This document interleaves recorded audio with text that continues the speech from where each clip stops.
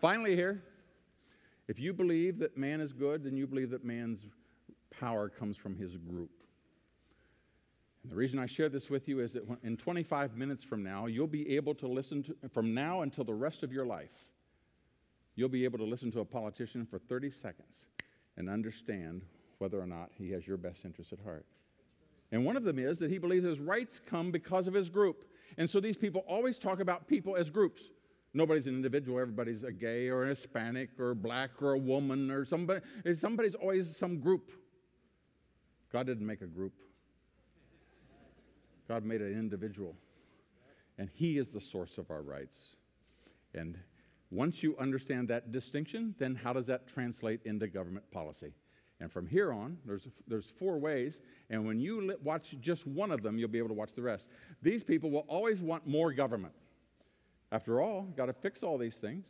You know, you can't expect people to get up in the morning and fix breakfast for the children. We need to be a compassionate, caring thing. We need to come in and steal from these people and fix breakfast for them and bus them and take them to work. And if they don't want to work, then you need to understand why they don't want to work. And nobody's ever accountable for what they do.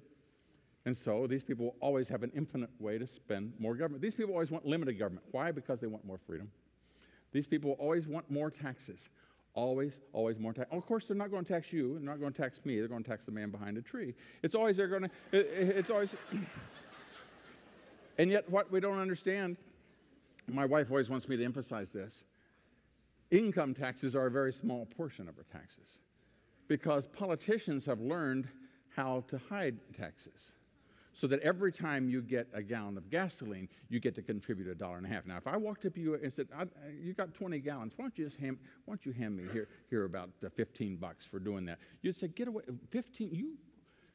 And yet, but if I just fix it in to 20% of the cost of every glass of milk, and I just blend it all in, then you find out that we're 40% of everything you're producing, almost half, is going to government. Now, these folks will always want more taxes. These people always want fewer taxes. Why? Well, next, these people always want a weak defense. Weak defense. Now, why is that? Well, because every dime you put defending the country is one less dime that you can hand out. These people always want a strong defense. You say, "Now, yeah, I listened to Katie Couric. She gets apoplectic about that. You folks always claim that you want limited government, you want fewer taxes, but you want to always vote for a strong defense." Exactly. Yeah, there's a reason. See, limited government gives us more freedom. Fewer taxes gives us more freedom. A strong defense protects our freedom. And that's what we think government ought to do for this cause.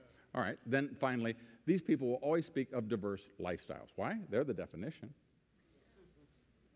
And so therefore, if they say that a marriage is between 2 men and a horse, who are you to judge? Who are you to judge? Who are you? And then,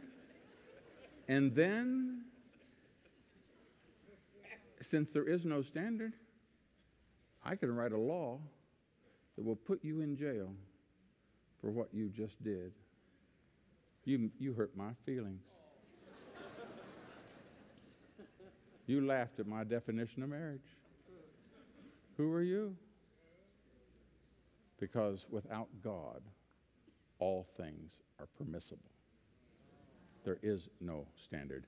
Whereas these people say marriage didn't come because of what we dreamed up one Thursday night. It came because God said what it was. Now, once we understand that, you can tell me any one of these. You tell me how a person stands on a defense. There's a thing called a strategic defense initiative. That is an idea that we think it would be beneficial to shoot down a missile coming into the country before it lands. There were 8 candidates for president on this side. All 8 of them said, if I am elected president, I will do everything within my power to make sure that it hits. There were 10 candidates for president over here. All 10 of them said, we think it would be best to shoot down the missile before it lands. Now, you tell me where a person stands on a strategic defense initiative, and I will tell you within a 90% certainty where they stand on cutting the capital gains tax. Because it's a worldview.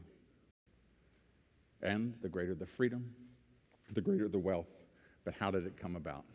While we're on that, let me just tell you a little something about these people that try to live without God.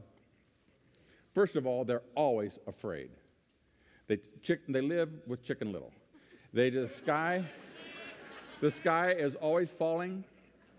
Those of you that are my age, when you went to college, you had to read about the greening of America and how that we were all going to, by 1980, I had to test on it. By 1980, there were going to be riots in the street because there wasn't enough food for people to produce. Blah, blah, blah. And the great thing about being a liberal means never having to say you're sorry. You can be dead wrong over and over and over, and it doesn't slow you down a bit. I mean, you just keep going.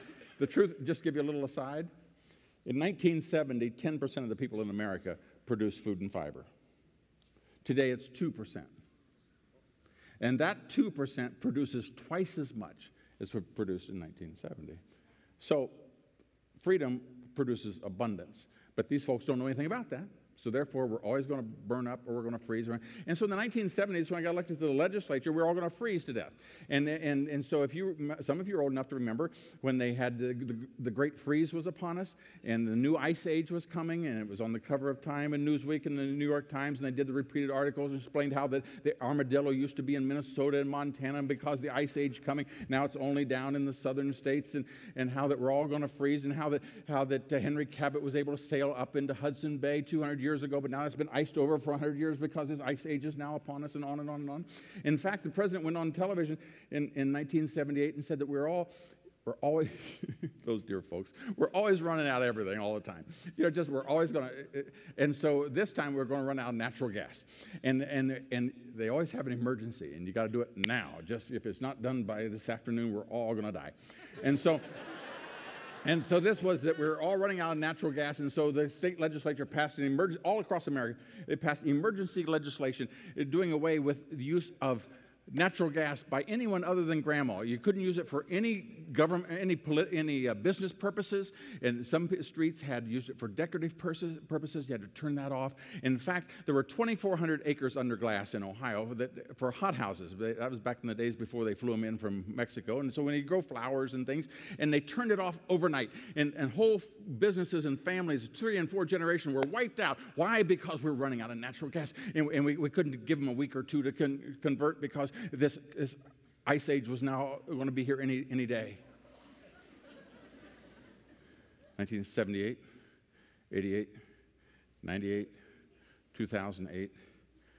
We now know we have categories of 25-year supply, 50, 75, 100 plus. After 100, you just give up. We have known reserves of natural gas of well over 100-year supply. So, well, we're not going to freeze, now we're going to burn up. And and so now we're in the midst of having a global warming upon us.